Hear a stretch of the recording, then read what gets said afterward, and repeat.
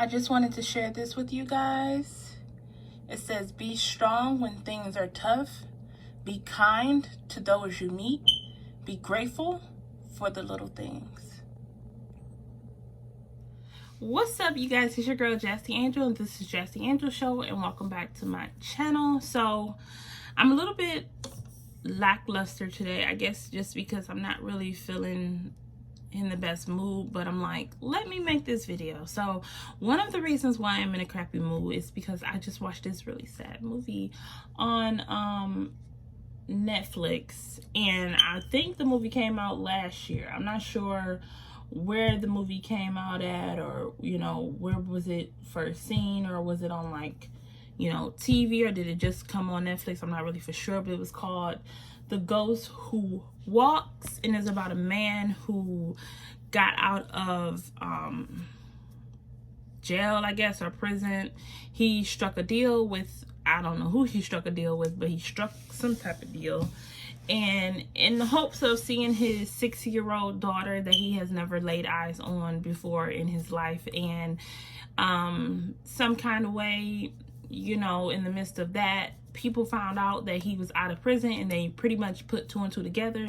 They found out that he was a snake, or a rat, shall I say, and now they're after him. So fortunate enough to say he did get to see his daughter, but the sad part is, even though they didn't show it, thinking like he didn't make it out alive, you know what I'm trying to say.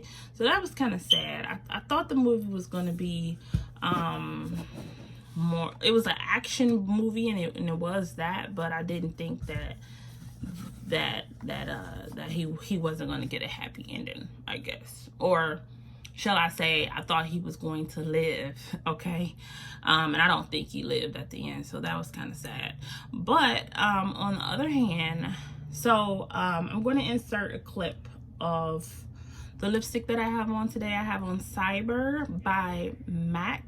See this? Let's see. Cyber. Is that focusing in the camera? I can't tell if that's focusing or not.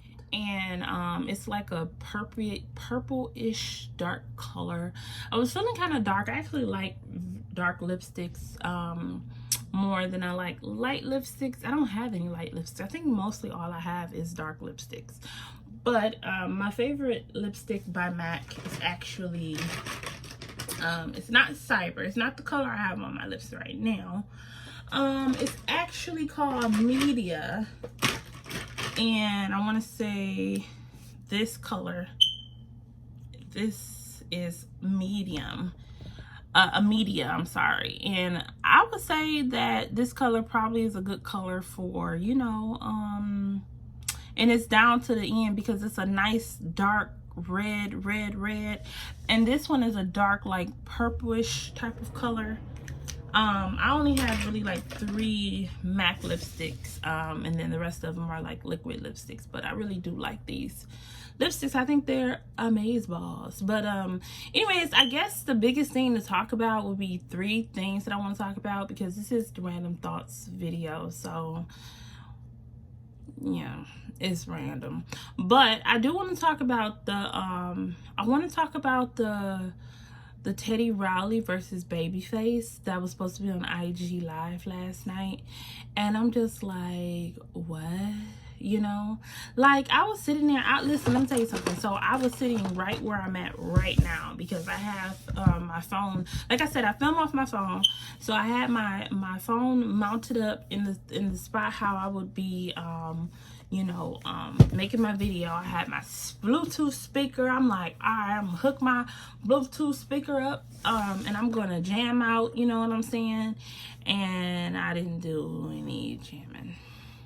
I don't think anybody did any jamming. We were just sitting there looking stupid, like, and I had my whole drink available. I had everything all set up and ready to go, and nothing happened. Like, it was literally like, I think they probably played like what, like maybe 6 songs together, or 8 songs maybe, and it really didn't give you that, because honestly, like, I could listen to that, My Prerogative,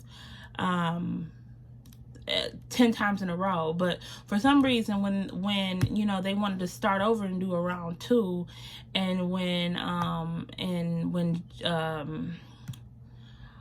Babyface was like, oh yeah, I'm just gonna play this song again, you know, because that's the only song I have, and it was just like, he played My Prerogative again. I was just over it. Not to say he could have played My Prerogative like 20 times against Teddy Riley, and I would have been like, even though I know he don't have to do that, but I'm just saying, like, it wouldn't have mattered. But when he did it the second time, I was just like, throw the towel in. Like, he's a fool, honestly. Like, sometimes I be thinking that he be real into, like, he's so overly intellectual Tyrese that, you know, you just don't understand him. But I really feel like he don't really have all the intelligence in the world. You know what I'm saying? He be so philosophical and all these things, but then he say throw the towel in, Tile,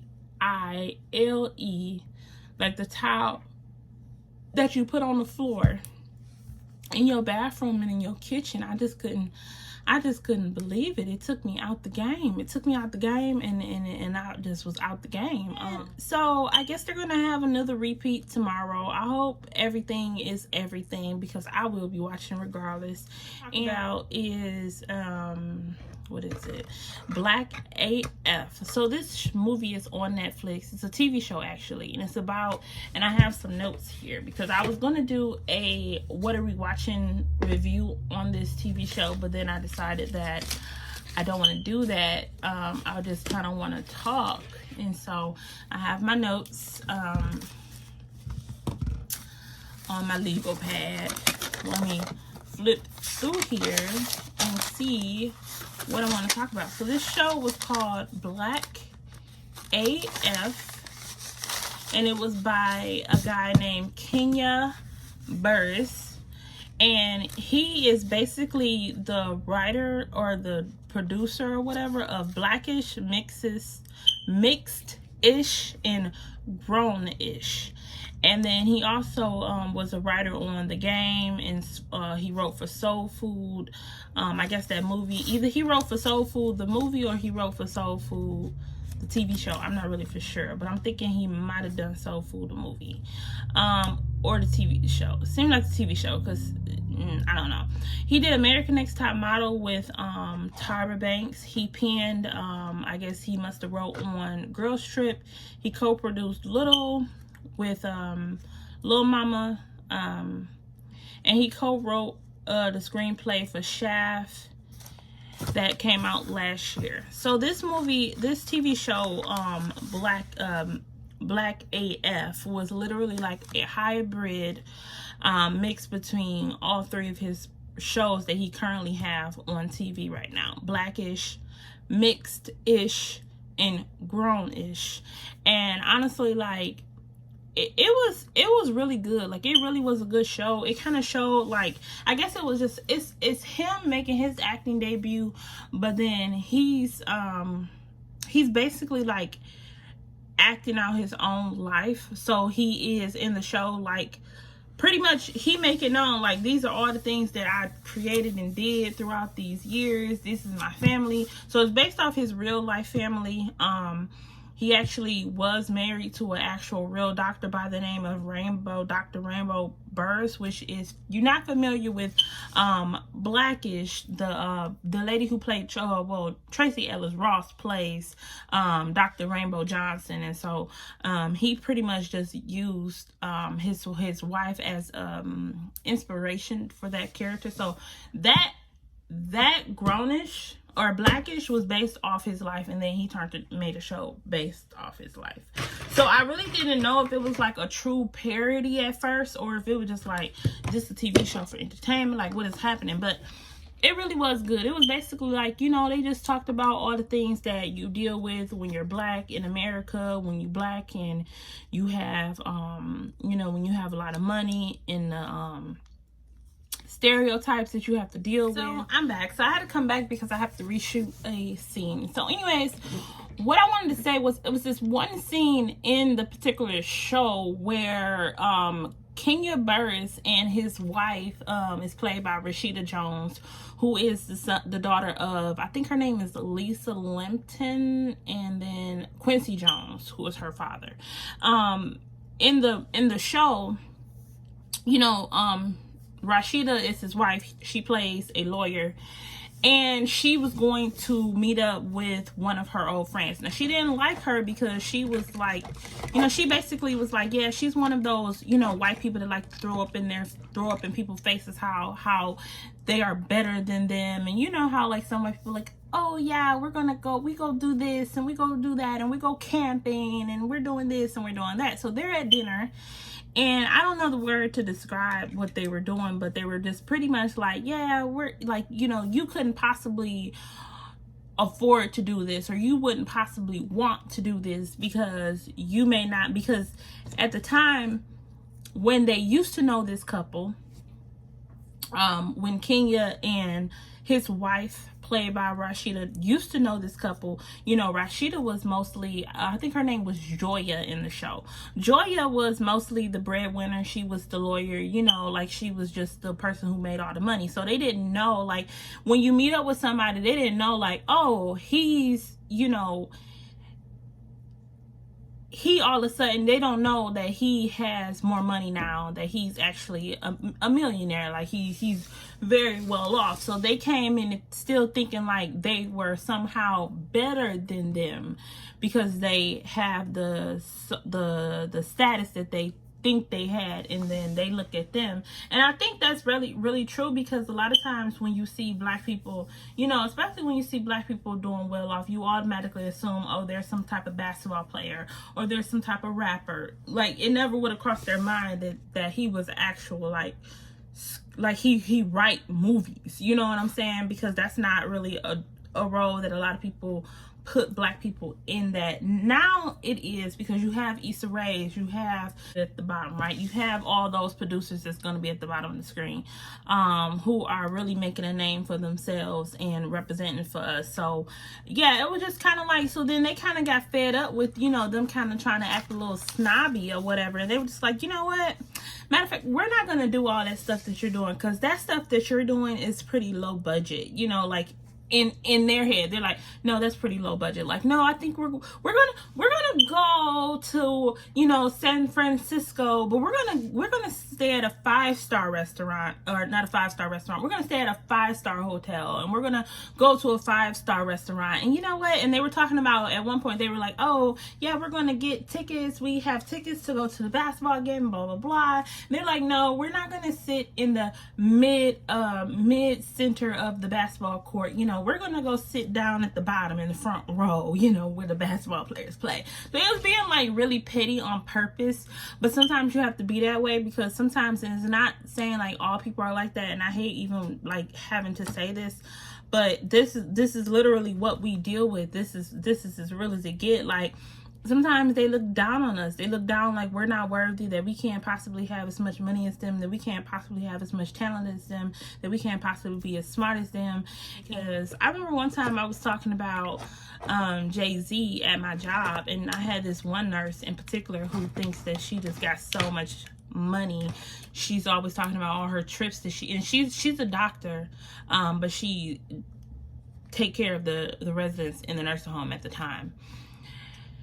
And, you know, she was just like, we were talking about Jay-Z, and, you know, we were like, oh, he's a rapper, like, you know, because we know everything that he's done, but, you know, we're just like, oh, he's a rapper, like, but we were rapping some of his rap lyrics, and she was like, oh, and who is this guy, you know? And we looked at her like, bitch, he could probably buy you and me, okay? And his wife is Beyonce. Stop playing. Stop. Don't come for him.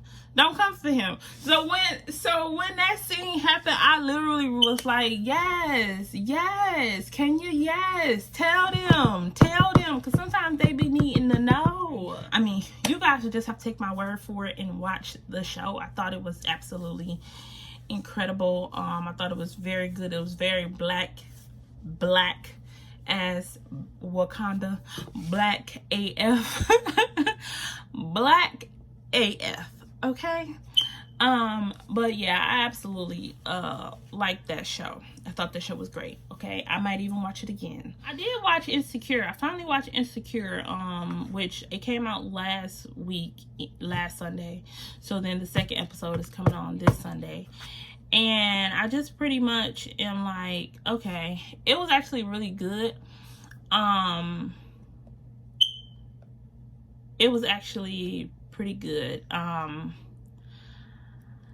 I don't know, Molly and Issa aren't really vibing, which I think friends go through that. But I think, you know, sometimes you need to fall back, or either sometimes, but then sometimes I feel like, especially with Molly, I don't know, I feel like she looks down on Issa, or as soon as Issa start like doing good for herself or feeling good about herself, then it's like she start like low-key hating, I guess. It's almost like, you know how you have that one friend who kind of enjoys you being problematic, and then the moment you decide like you're not going to be problematic, that's a word, problematic, like problematic, as soon as you decide that you're not going to be a problem, that you're not going to hold on to everything, and not going to take stuff so serious, and you're going to let bygones be bygones and move on from certain things, you always have those friends that want to try to make you seem like you're the bad guy for wanting to move on or not, you know, because like when she said she was going to still be old girl's friend even though she was dating her boyfriend, it's like they hadn't been together even though they were together for a long time, they also was broke up for a while. If I'm thinking for at least a year, in at least a year and a half, as far as the show goes. She done been with a bunch of other people in between that. And I feel like, you know, if this person, if she like, okay, cool, if she's uplifting her and she's being a good friend to her and she's helping her get to a step further in her life, why would I say don't be friends with somebody that's talking to your new ex now? If it was on some shady stuff, and I just feel like she just want Issa to be destructive and she want her to just be discombobulated and unsure and insecure and all those things, because that makes her feel good. Or like I think people like when they feel like they can help you. I've actually been in that experience that where I felt like a person was cool with me being sad and upset and angry and emotional and all this type of stuff, and then when I stopped acting like that was when they were like, are you sure you're okay? Why are you acting like, you know, why are you, you know, you shouldn't be doing this. It's like, wait a minute. I'm fine. I'm finally in a good place, and here you are telling me still that I'm doing something wrong. I don't understand. We're going to end this video right now. You guys, I hope you have a great morning, noon, and night wherever you're watching this video. And I hope you like, comment, subscribe, leave a comment in the comment box, hit the notification bell, all of that good jazz, so you can get updates when I first upload my videos, so you guys can see it. Peace.